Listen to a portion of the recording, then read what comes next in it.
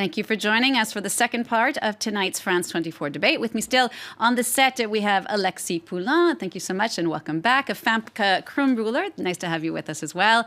Also, Julie Depuy-Moudon, hello again. And finally, we've got Bruno Bernard. Thank you again for being here with us, to all of you. Now, once the parliamentary elections are out of the way next month, Emmanuel Macron's next big challenge will be Europe. Macron, of course, was the only really vocal pro-Europe candidate out of the original 11 in the campaign. According to one polling company today, the number one issue for many of Macron's voters was actually the European Union, followed by unemployment and social security. This is an issue that is dear as well to his heart. Just after his victory on Sunday, Macron walked to the stage, and those pictures you can see there in the courtyard of the Louvre Museum in Paris, going along to the sound of the European anthem, Ode to Joy. There were also many people in the crowd there waving European flags. Here's what he had to say. We need Europe, my friends, so we will rebuild it. And because we will have done these reforms, because we will be stronger, I will rebuild a strong and balanced alliance, thanks to you, with Germany, in order to give back Europe a real dynamic. Pour pouvoir redonner une dynamique véritable à l'Europe. I will be the president of this rebuilding, the president of the waking up, and of our European ambition. That's President-elect Emmanuel Macron. Famke, how risky was it for Macron to campaign so vocally on such a pro-European platform? You might think it's risky, but actually when you look at the polls, majority of the French are pro-European in the sense that they want to stay in the EU. They may be not in favor of further integration, but they do want to stay in the EU and in the euro, which was also often the contradiction in Marine Le Pen's program, because it wasn't that sure she was ever going to win a referendum for leaving the Eurozone. So on that front, when you look at that polls, maybe not that risky. On the other hand, he was the only candidate that campaigned on a clearly and openly pro-European platform. So that was indeed very interesting, and he still managed to pull it. So, Julie, is that something that you saw came up a lot in your work, this real desire for the European Union and a vote for Macron because of that? As a tech entrepreneur, I think it's really interesting to inspire the rest of Europe with values such as, using the digital to kind of become a continental force on the international scene, and really help entrepreneurs thrive across the continent. So that's a really good point, I think. And for the rest of it, it's also going to help other countries open up to the rest of Europe and be much more competitive when it comes to entrepreneurship. Much more than wanting to just stay in Europe, Emmanuel Macron also really wants to reshape the EU. What exactly does he want to do, and how likely is it that he can do it, Alexis? Well, I think there's a big question mark over the EU budget and how you share the burden of the debt in Europe. But that's a big question that depends on Merkel re-election and how the Germans actually will look at France. And today, Jean-Claude Juncker just said to Emmanuel Macron, you have to be careful with the French debt. I mean, words is okay, but you have to show and prove that France is a trusted partner. And that will be tricky because the 3% debt in France is something that we have to look after. And with the program and the way France is working at present, it might be difficult to have a social program, to manage everything and please the European partners. What will be easier is that with Brexit, now one of our biggest enemy, or enemy brother, the UK is out. So France will have a bigger voice in Europe, and surely the German-French lead will be even stronger. Brexit is, of course, a big issue. Let's listen now to what the British Prime Minister Theresa May had to say on hearing about Emmanuel Macron's win. Now, yesterday, a new French president was elected. He was elected with a strong mandate, which he can take as a strong position in the negotiations. The UK, we need to ensure we've got an equally strong mandate and an equally strong negotiating position. Theresa May there talking about wanting to have that equally strong mandate for negotiations on Brexit.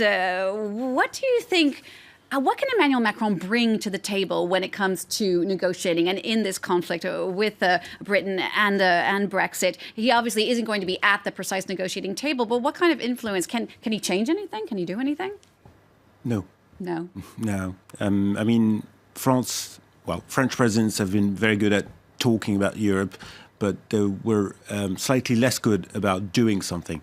Thing is, France is too weak to have a voice against Germany, for example, or to impose itself on the European Union.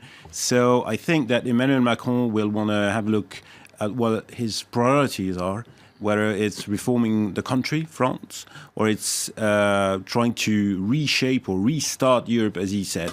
I think he won't be able to do both. You mentioned this idea of Macron being seen, or France perhaps being seen as weak. And there was a very interesting tweet from Nigel Farage, the very pro-Brexiter Brit. Take a look at this. If we can bring this tweet up, we should have it.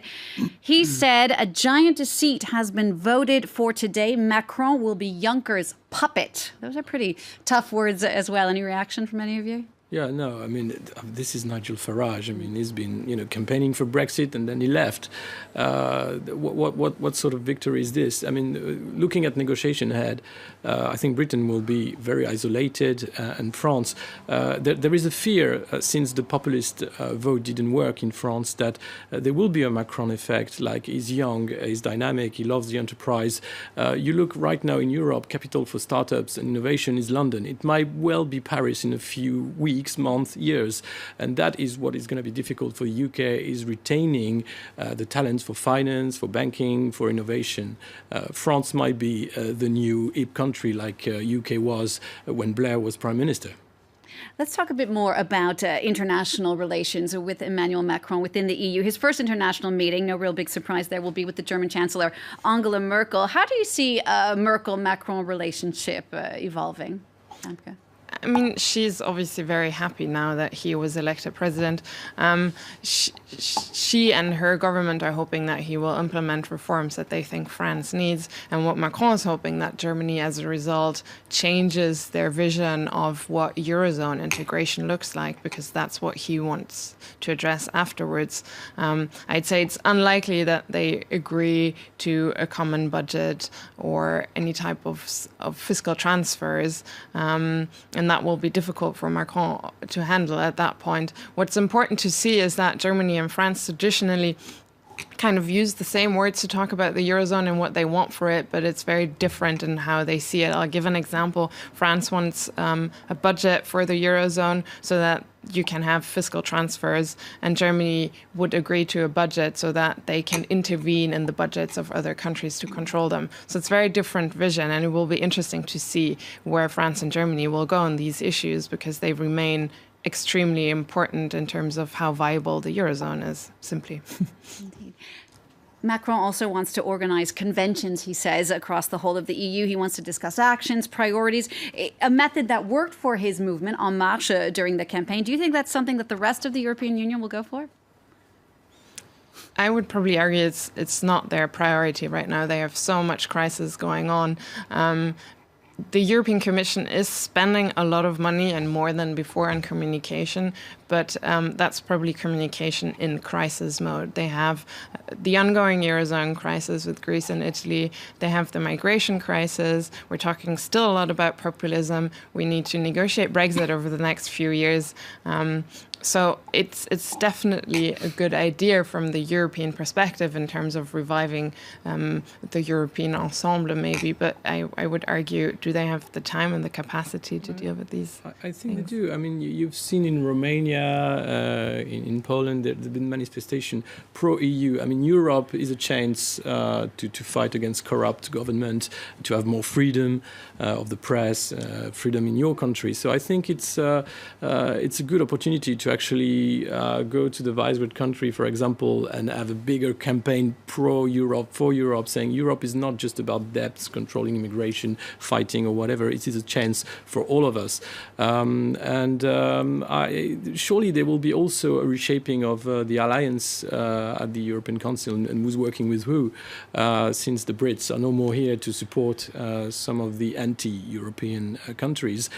So that will be very interesting to see what's happening. And And also Juncker said that he will step down in 2 years' time. So there's an opportunity that if Macron is good and work fast, he will be able to maybe put a French for the job.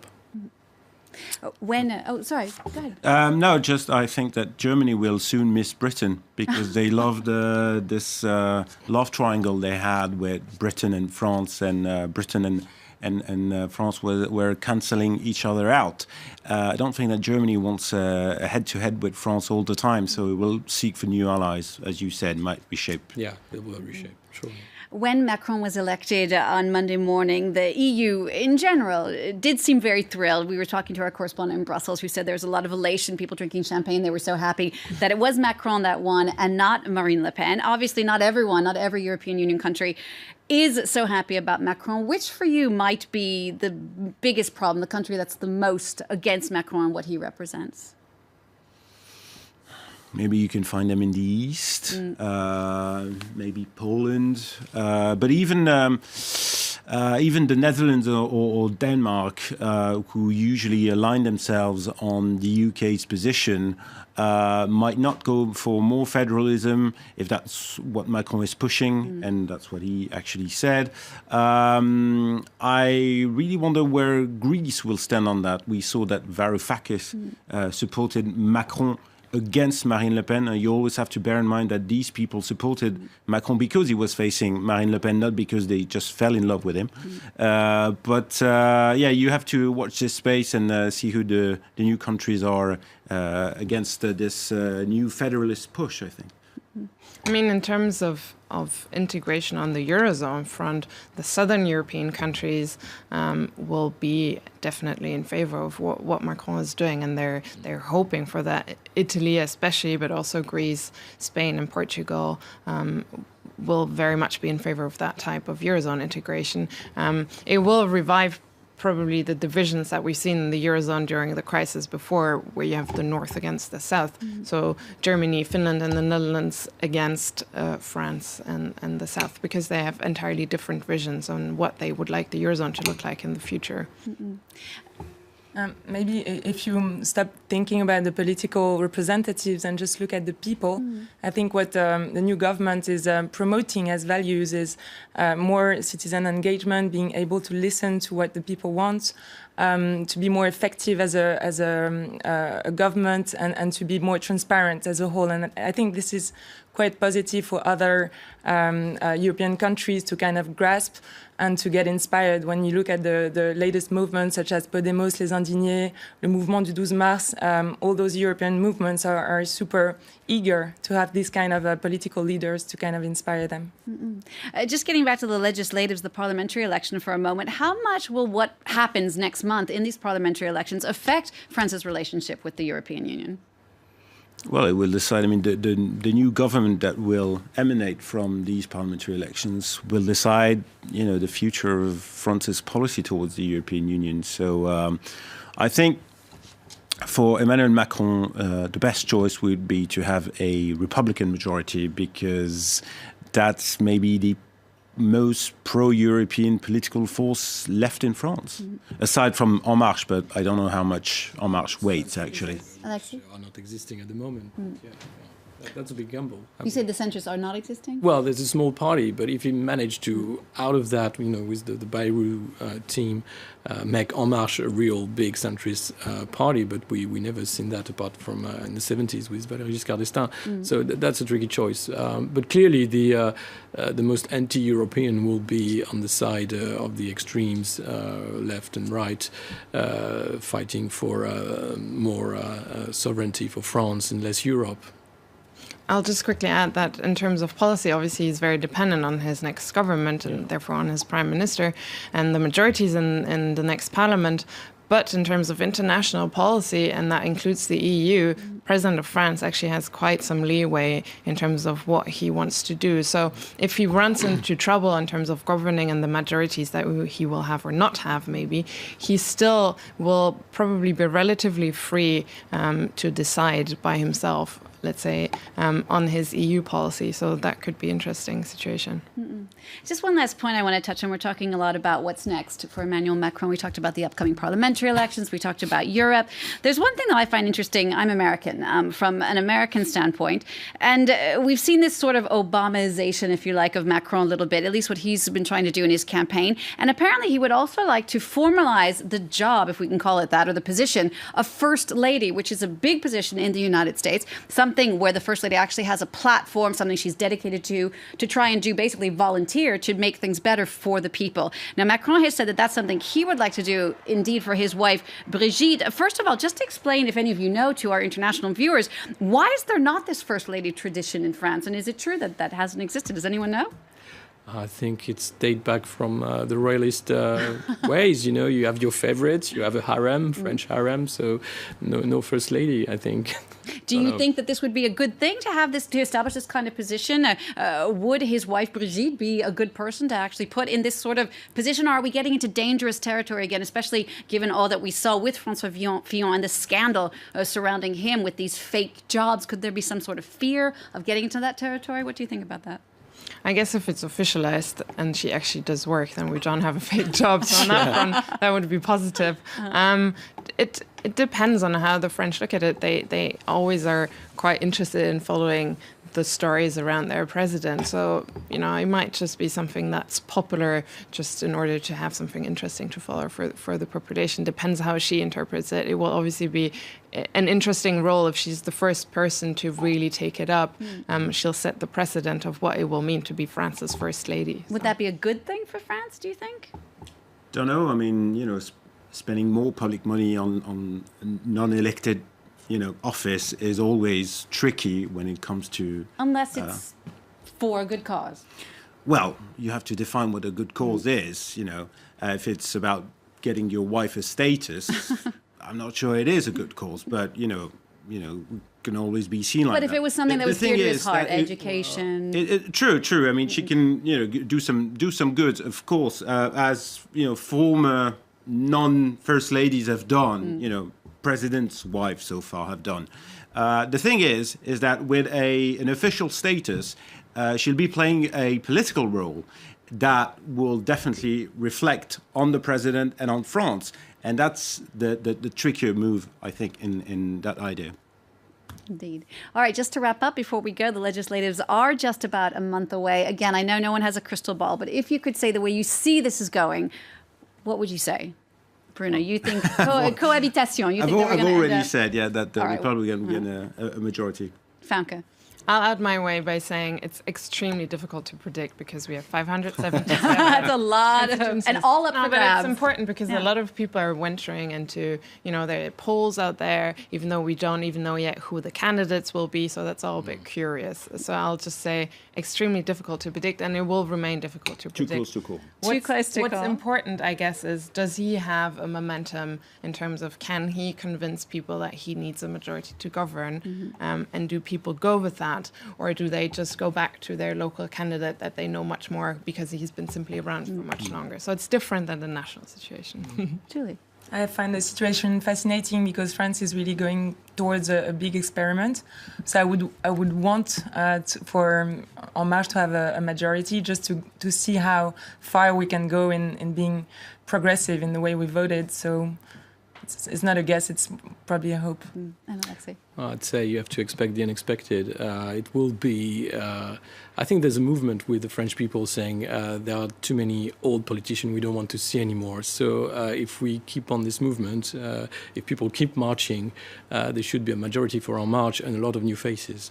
All right, well, we will see what happens in about 4 weeks' time. So watch this space, as we say. Thank you so much again to all of my guests today. Alexis Poulain, thank you very much. Julie de Pimodon, thank you. Famke Krumbmüller and Bruno Bernard, thank you so much to all of you. It's now time for the France 24 Media Watch.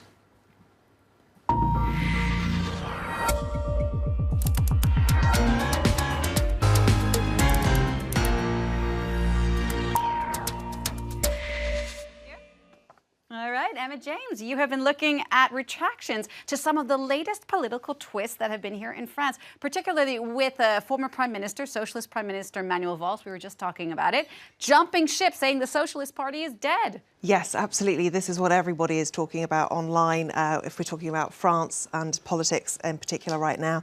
Lots of people having quite amusing reactions to it. This is one tweet in particular that I liked, where you have Manuel Valls portrayed as a small child with his little teddy bear, and you'll notice that Emmanuel Macron, En Marche, is embossed on that briefcase, and the words that go with it say, I beg of you, Emmanuel, and he says, I told you no, Manuel. Anything. I can stick the stamps if you want. So they're really painting him as being desperate for any kind of job within the government of Emmanuel Macron. This tweet too, very similar. Manuel Valls claiming his entrance into the government of the République En Marche, the new name for En Marche, Republic on the Move. And of course that image coming from the movie Shrek, the cat begging there.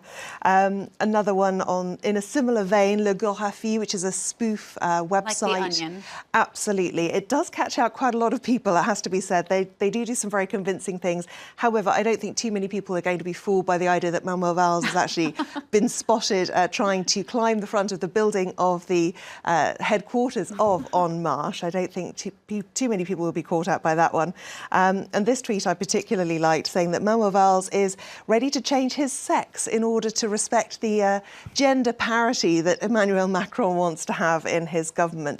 But on the more serious side of it, as you said, he has declared the Socialist Party dead, and that has come as something of a shock to quite a lot of people. The New York Times among those reporting, because of course the world's eyes really are on France now. I don't think any election in this country has ever been so closely watched on the global stage before. Of course, unsurprisingly, the socialists have reacted in a manner not too impressed by this defection. Olivier Faure, a socialist deputy MP, says it's too simple when you leave an organisation to say that it is dead, to wipe your feet on it. So he's not impressed at all. What about Emmanuel Macron's team? What's been coming from them? Well, it would be an exaggeration to say the reception's been lukewarm. It really seems to have been quite frosty, to be honest. Not sure if it's a question of they were caught by surprise. I doubt it, because Manuel Valls had expressed his support for Emmanuel Macron long before now. But as the local reports, it isn't clear if he is actually wanted. He is, of course, inextricably linked to François Hollande, having been his Prime Minister for over 3 years. And his own popularity really tumbled during that time too, it's worth noting. As for Emmanuel Macron's spokespeople, they have been commenting on this on various different radio stations today.